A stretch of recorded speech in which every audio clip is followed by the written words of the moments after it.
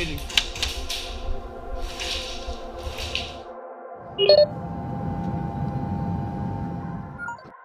Hello YouTube, I'm Jason from HC Airsoft, and today we're going to be taking a look at the WE M1911 replica airsoft pistol.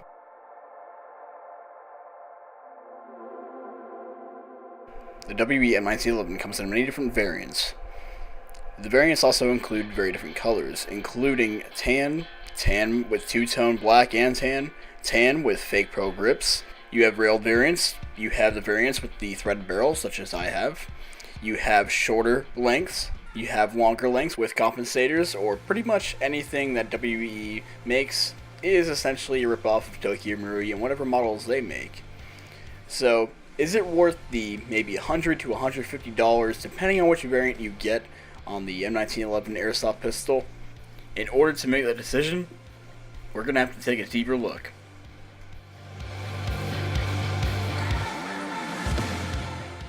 In general, I've actually pretty much used this gun for almost every single match, and I've only had very few and minor issues that could be easily corrected. So I'll point those out when we get to the section, but let's go over the externals first, which are admittedly very high quality and strikingly realistic for an airsoft replica. Going over externals is almost cliche at this point, but you have your standard pistol features, specifically 1911 features. You have your safety lever, you have your beaver tail safety, you have everything that you need for an airsoft 1911 replica. So there's not really much to write home about here. They're high quality, stand metal, and very nice to the touch. The thing that really initially turned me on to gas blowback airsoft guns was their ease of maintenance and the accessibility of their internal workings. The 1911 is no different.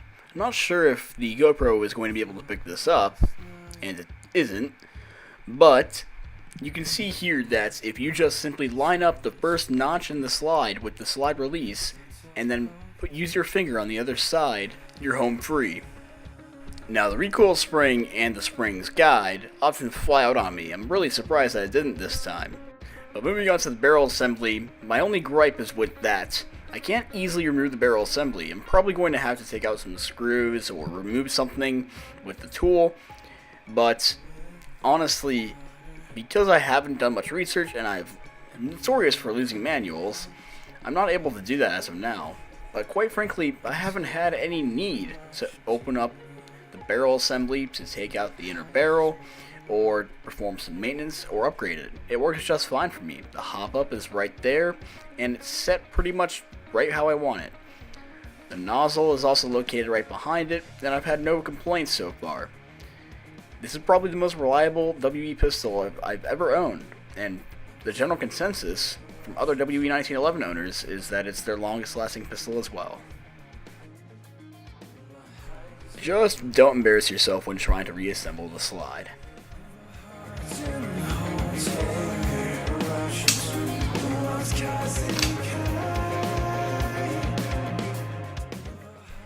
Okay, so I'm going to explain a few things about the magazine very quickly. Trust me, it won't take long.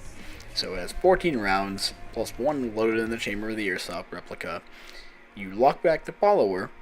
You use the hole towards the bottom of the magazine to fill in BBs with the speed loader, and the only problem I can think of with this magazine, and really the gun in general, is that if you accidentally fill the magazine too full, 15 or 16 BBs, it will cause the airsoft gun to not properly feed. It's very fixable, just load it to 14 rounds. Range is horrible when you have the hop up set at 0, but if you set it perfectly, your BBs will pretty much be a laser for about 75 to 80 feet. That is pretty much the general notch position I use. It's perfect for 50 to 75 foot engagements, which is most of the engagements you're going to use a pistol in for airsoft games. For under $100, this is pretty much the greatest airsoft gun I can have. But I think it needs to be used in the field. Let's take it there.